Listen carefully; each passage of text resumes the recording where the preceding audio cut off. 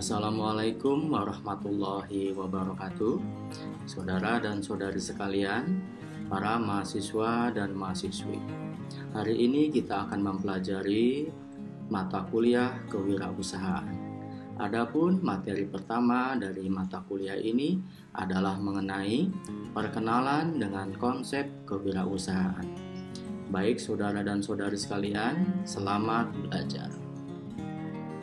Adapun kemampuan akhir yang diharapkan setelah saudara mempelajari materi bagian pertama ini adalah sebagai berikut.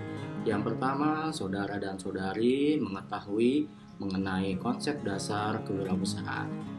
Lalu yang kedua, saudara mengetahui peranan kewirausahaan dengan usaha kecil, menengah, dan mikro pada perekonomian nasional. Dan yang ketiga, saudara mengetahui tentang alasan-alasan berwirausaha. Dan yang keempat, mengetahui tentang resiko berwirausaha. Dan yang kelima, saya harapkan saudara mengetahui karakteristik dan kompetensi seorang wirausaha. Dan yang terakhir, keenam adalah saya ingin saudara mengetahui tentang kewirausahaan. Apakah kewirausahaan ini dilahirkan atau sebenarnya dapat dipelajari? Baik saudara dan saudari sekalian, apakah saudara dan saudari mengetahui tokoh ini, yaitu Ibu Nurhayati Subakat? Nah, apabila saudara tidak mengetahui, tapi andai kata saya bertanya kepada saudara, apakah saudara dan saudari mengetahui ada merek kosmetik, yaitu Wardah, yang dimana kosmetik ini memiliki positioning bahwa kosmetik ini diperuntukkan bagi para muslimah. Ya sebenarnya nggak harus muslimah, namun artinya kosmetik ini berlabel halal, gitu ya. Nah saudara, Ibu Nurhayati Subakat merupakan pemilik dari kosmetik Wardah, ya. Nah kalau kita lihat, kalau saudara mungkin pernah membaca biografinya, ya sebenarnya dulu ini Ibu Nurhayati adalah seorang apoteker yang bekerja di suatu perusahaan, yang dimana beliau ini menjual sampo ya dari perusahaan itu, dan itu door to door, saudara. Ya, nah suatu saat Ibu Nurhayati ini memiliki jiwa berbisnis, yang dimana akhirnya beliau berusaha untuk membuat kosmetik sendiri, ya sampo sendiri terutama, dan akhirnya cukup berhasil ya. Namun namanya wirausaha, namanya pengusaha, itu pastinya juga ada cobaan saudara ya. Nah dimana ternyata pabriknya waktu itu ludes terbakar ya, namun beliau ini memiliki karakter yang pantang menyerah dan akhirnya bisa mendirikan brand Wardah ya. Saudara bayangkan bahwa hari ini aja dia tiap detik itu bisa laku 5 produk ya, dan sudah mempekerjakan 12.000 karyawan. Lalu kosmetik Wardah ini merupakan leading brand produk kosmetik yang berlabel halal khususnya untuk muslimah, saudara. Ya, itulah semangat Ibu Nurhayati untuk menjadi seorang pengusaha. Lalu saudara, tokoh berikutnya ya, ini merupakan pemilik dari fashion ya, brand fashion yaitu sepatu. Dulu ya dia ini memiliki brand yaitu namanya Edward Forer. Ya, nah Edward Forer ini merupakan pengusaha sepatu dari Bandung, yang dimana cukup terkenal ya, ada butiknya di wilayah Dago ya. Namun saya di sini ingin bercerita bahwa yang namanya wirausaha itu kita pastinya juga ada resiko ya, yang dimana dulu ini booming sekali ya, orang-orang pada membeli fashion sepatu ya di Bandung dengan label merek Edward Forer. Tapi yang hari ini mungkin kita belum bisa melihat ya bahwa merek ini ternyata sudah tenggelam ya. Nah jadi namanya usaha itu pasti nggak selalu berada di atas, mungkin juga bisa jadi ya terjadi kebangkrutan seperti itu. Namun bukan berarti yang namanya saat kita jatuh ya kita tidak berjuang untuk bangkit kembali ya. Nah saat ini kita belum mengetahui Edward Forer ini apakah membuat usaha lagi yang lain atau bagaimana. Baik saudara, saya langsung saja ke konsep dasar kewirausahaan. Jadi kita harus mengetahui dulu, karena ini adalah pertemuan pertama, jadi kita harus tahu teori dari kewirausahaan itu Ya, jadi menurut Kreitner di tahun 1995 menjelaskan bahwa kewirausahaan adalah sebuah proses di mana seseorang atau sebuah organisasi menjawab peluang sekalipun sumber daya yang tersedia yang dimilikinya terbatas. Jadi underline apa? Menjawab peluang. Ya, oke, itu menurut Kreitner tahun 95. Lalu menurut Zimmer dan Scarborough di tahun 2005 menyatakan bahwa kewirausahaan adalah seseorang yang membentuk bisnis baru yang berhadapan dengan risiko dan ketidakpastian untuk dapat meraih keuntungan dan pertumbuhan dengan jalan mengidentifikasi peluang dan mengkombinasikan berbagai sumber daya untuk mendapatkan manfaat dari peluang tersebut. Masih underline bahwa kita harus mengidentifikasi peluang. Itulah definisi dari kewirausahaan. Oke, baik saudara. Lalu ada yang bilang bahwa wirausaha itu sama juga dengan UMK atau usaha mikro dan kecil. Namun sebenarnya saudara-saudari, kewirausahaan itu nggak selalu terkait dengan usaha mikro dan kecil, ya. Jadi sebenarnya namanya bisnis yang dijalankan yang skalanya sudah tidak kecil atau menengah lagi, ya, atau kita bisa menyebutnya itu udah usaha besar apabila dilakukan dengan prinsip usaha sendiri gitu ya, dipimpin oleh sendiri, itu merupakan bagian dari kewirausahaan gitu ya. Nah, jadi seiring dengan perkembangan usaha maka bentuk dan ukuran usaha pun tentunya akan berubah pula ya. Contohnya produsen kosmetik Sari Ayu, Martha Tilar, yang dimana dulu mungkin dia itu masih kecil ya skalanya, tapi sekarang kita jadi mengetahui bahwa dari PT-PT ini ya, yang kosmetik ini justru makin besar ya. Nah, kalau sudah besar gitu ya tetap akan dinyatakan sebagai kewirausahaan juga. Ya, lalu dasar perumusan UMKM ini kita bisa melihat dari sisi pendapatan usahanya, besarnya modal, jumlah tenaga kerja, dan bentuk usaha. Nah, saudara, untuk bisa membedakan apa itu usaha mikro, kecil, menengah, dan besar, saudara dan saudari bisa pause video ini dan membaca definisi dari tipe-tipe usaha tersebut yang berdasarkan pasal 1 Undang-Undang UMKM nomor 20 di tahun 2008. Nah, namun saudara, untuk bisa mengetahui lebih detail bagaimana jenis dari usaha mikro, usaha kecil, dan menengah, kita bisa melihat dari Undang-Undang pasal 6 Undang-Undang UMKM nomor 20 tahun 2008 ini ada beberapa kriteria ya, terutama untuk usaha mikro. Usaha mikro itu kita bisa melihat bahwa usaha ini dia memiliki kekayaan bersih paling banyak adalah 50 juta rupiah. Ya, itu tidak termasuk tanah dan bangunan ya saudara-saudari sekalian ya. Lalu memiliki hasil penjualan atau omset tahunan itu paling banyak 300 juta ya setahun begitu. Nah, itu tergolong usaha mikro. Sedangkan usaha kecil dia ini memiliki kekayaan bersih dia nggak lebih dari 50 juta sampai dengan paling banyak 500 juta ya. Nah, jadi ini sama, tidak termasuk tanah dan bangunan. Dan memiliki omset atau hasil penjualan tahunan itu lebih dari 300 juta sampai dengan paling banyak 2 miliar setengah gitu ya, atau 2 miliar 500 juta rupiah gitu saudara.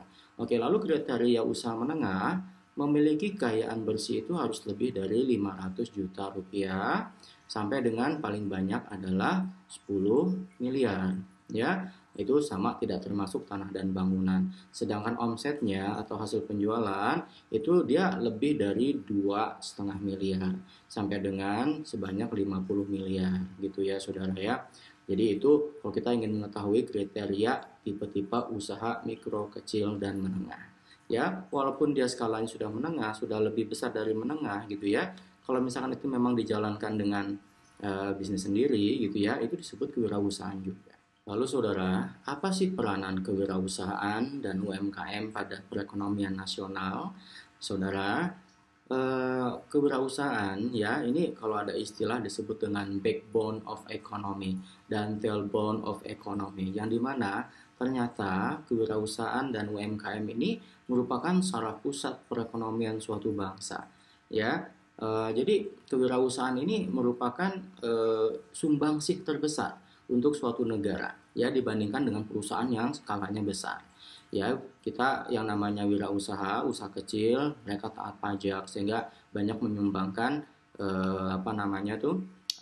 GDP-nya itu kepada negara. Ya contohnya saja seperti Amerika Serikat ya, negara adidaya. Bahwa UMKM itu justru menyerap 58% tenaga kerja dan menghasilkan 40% GDP dari Amerika Serikat.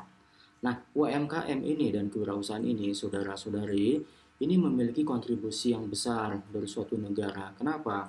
Dari kita membuat usaha, baik itu skalanya mikro, kecil, dan menengah, kita bisa mengurangi yang namanya kemiskinan, pengangguran, lalu distribusi pendapatan, ya, proses pembangunan yang merata, dan juga bisa mengurangi urbanisasi. Jadi nggak harus pergi ke kota besar, seperti harus ke Jakarta, ke Bandung, Surabaya, begitu ya. Dengan adanya bisnis atau perusahaan di suatu pedesaan misalnya, orang-orang desa nggak perlu langsung pergi ke kota untuk mencari pekerjaan gitu ya saudara. Lalu ada bukti eksistensi UKM ya. Yang pertama, sebagian besar UMKM menghasilkan barang-barang untuk dikonsumsi. Lalu lebih mengandalkan non-banking UMKM ini saudara. Ya, secara pendanaan mereka lebih banyak mengutamakan non-banking dalam aspek pendanaan. Lalu melakukan spesialisasi produksi, yaitu hanya memproduksi barang atau jasa tertentu, jadi nggak bisa banyak mereka, gitu ya. Lalu di sini ada tokoh yaitu Subanar di tahun 2018. Subanar ini dia memberikan penjelasan mengenai strategis UMKM bagi perekonomian, ya, yang dimana perusahaan besar banyak ketergantungan pada perusahaan kecil. Ya, soalnya banyak menjadi supplier perusahaan kecil ini ke perusahaan besar. Ya, lalu merupakan pemerataan konsentrasi dari kekuatan ekonomi dalam masyarakat. Iya, jadi nggak harus semuanya itu perusahaan besar ya saudara ya. Jadi perusahaan kecil ini dia bisa memeratakan perekonomian di seluruh daerah. Oke, baik, saya ulang lagi mengenai dampak dari kewirausahaan ya. Nah, ini kebetulan dari Lupio Adi ya, dari Birch.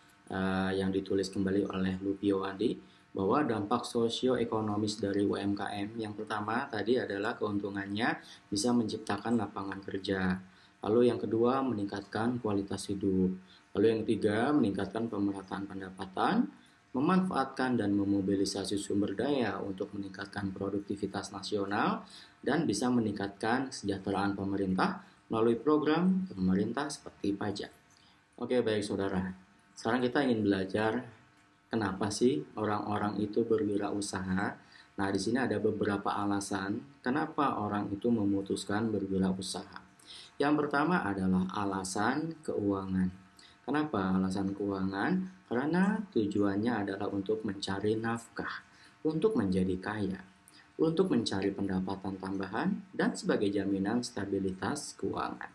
Ya, itu salah satu fungsinya kita berwirausaha ya untuk alasan keuangan, kita nggak munafik akan hal itu ya. Lalu yang kedua adalah alasan sosial.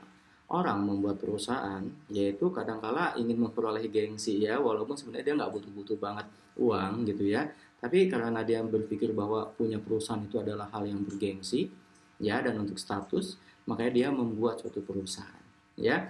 Lalu untuk dapat dikenal, dihormati, untuk menjadi panutan, lalu bisa juga dapat bertemu dengan orang tiap hari, ya, itu alasan sosial. Lalu ada alasan pelayanan, ya, jadi kita di sini memberikan pekerjaan kepada masyarakat, membantu anak yatim, membahagiakan orang tua, ya, demi masa depan keluarga. Jadi istilahnya di sini kita nggak semerta-merta hanya untuk uang, tapi kita bisa secara sosial membantu masyarakat, ya. Lalu alasan pemenuhan diri, yaitu menjadi mandiri, untuk mencapai sesuatu yang diinginkan, menghindari ketergantungan pada orang lain, untuk menjadi produktif, dan untuk mengutamakan kemampuan pribadi kita. Baik saudara, alasan berwirausaha menurut Steinhoff dan Burgess dalam Suryana tahun 2005, yang pertama, harapan untuk mendapatkan pendapatan yang lebih tinggi, harapan akan adanya karir yang memuaskan, dapat mengelola diri sendiri, mendapatkan status yang membanggakan di masyarakat, lalu mewujudkan ide-ide dan konsep baru, mendapatkan kesejahteraan dalam jangka panjang, dan juga untuk dapat memberikan kontribusi kepada masyarakat. Saudara, wirausaha ya selain ada manisnya, namun juga ada resikonya ya. Apa resiko dan tantangan berwirausaha? Resiko ini ada dua, yaitu resiko real dan juga resiko secara psikologis. Nah, resiko real ini adalah resiko yang terlihat, bisa dihitung, bisa diantisipasi dan bisa dihindari. Ya karena sifatnya terlihat, jadi contohnya misalnya kita berinvestasi barang produksi ya untuk pabrik gitu ya, namun ternyata rusak ya sebelum masa garansi, atau mungkin rusak tidak ada garansinya seperti itu. Nah, kita bisa melihat bahwa mesin-mesin itu rusak. Nah, itu resiko real ya. Lalu resiko secara psikologis, ini resiko yang tidak terlihat, tidak bisa dihitung, bisa diantisipasi namun belum tentu bisa dihindari. Ya karena ini resikonya tidak terlihat, ya seperti contoh misalnya pada saat kita jatuh gitu ya, kondisi ekonomi kita jatuh, kita merasa stres ya, rasa tidak bisa curhat kepada siapa-siapa ya, bingung seperti itu. Nah, itu secara psikologis yang tidak terlihat oleh orang lain. Lalu saudara, selain resiko ada tantangannya juga ya. Tantangannya menurut Zimmerer dan Scarborough di tahun 2005, wirausaha itu memiliki tantangan berupa pendapatan yang tidak menentu. Iya, setiap hari atau setiap bulan kita nggak bisa menentukan berapa jumlah uang yang kita dapat, laba yang kita dapat. Berbeda dengan karyawan yang punya kepastian tiap bulannya, ya. Lalu kedua, kerugian akibat hilangnya modal investasi. Kalau kita rugi, ya kita harus siap-siap ngambil resiko uang kita hilang, gitu ya. Lalu perlu kerja keras dan waktu yang lama. Jadi namanya usaha itu nggak bisa instan, saudara-saudari. Ya, kita harus sabar di sini. Kalau kita sabar, nanti hasilnya pun juga maksimal. Oke, lalu kualitas kehidupan yang tetap rendah meskipun usahanya mantap. Ya, kadang-kala berisiko atau bertantangan seperti itu juga, saudara ya. Lalu di sini ada hambatan berwirausaha menurut Lembing tahun 2000. Ini hambatannya ya biasanya seperti sikap dan kebiasaan pelanggan di sekitar kita. Lalu ternyata ada biaya perubahan ya di lingkungan kita.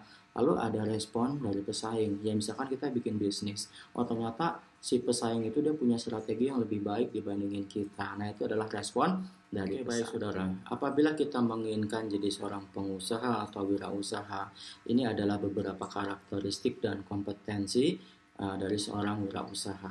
Ciri-cirinya ya kita harus memiliki percaya diri ya, yang dimana dari percaya diri ini kita harus memiliki watak, yaitu yakin, tidak tergantungan pada orang lain ya, kadang-kala kita harus bersifat individualistis dan harus optimis gitu ya. Nanti saudara bisa baca semuanya sambil di pause videonya ya, sampai dengan persisten. Apa itu persisten? Jadi wataknya itu seperti apa? Jadi melakukan secara terus-menerus namun memperbaiki dengan lebih baik, atau kita sebut sebagai konsisten. Gitu ya saudara ya. Oke, baik saudara. Jadi kalau kita sudah mempelajari dasar barusan gitu ya, sebenarnya wirausaha ini keturunan atau dilahirkan atau sebenarnya bisa kita pelajari ya.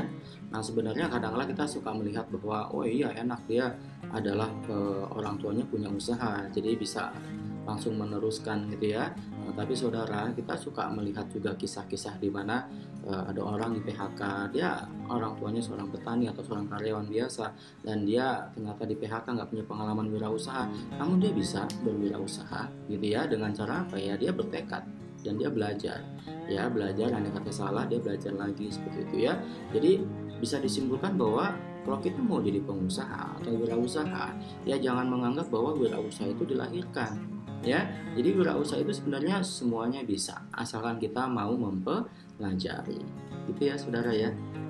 Baik, demikian saudara materi kita yang pertama hari ini. Saya harap saudara dapat memahami materi ini. Namun apabila memang ada yang ingin ditanyakan, saudara seperti biasa bisa WhatsApp saya atau mungkin bisa tanya di dalam kelas ya, atau boleh bertanya di dalam kolom komentar. Demikian baik saudara, demikian. Wabillahi taufiq wal hidayah. Wassalamualaikum warahmatullahi wabarakatuh, dan salam sejahtera bagi kita semua.